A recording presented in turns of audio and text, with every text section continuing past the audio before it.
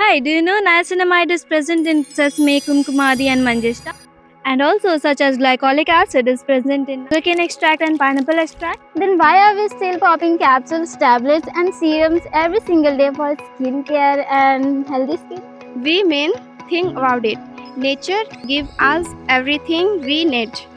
But the biggest question of all is the scientific form actually better, or what grown from the ground is enough for us? Actually, science tells us that these specific things are good for us, for our skin and body.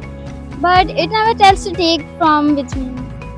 So that's exactly the reason why we are starting this new series where we'll uncover every single bioactive which nature has been hiding in its own site.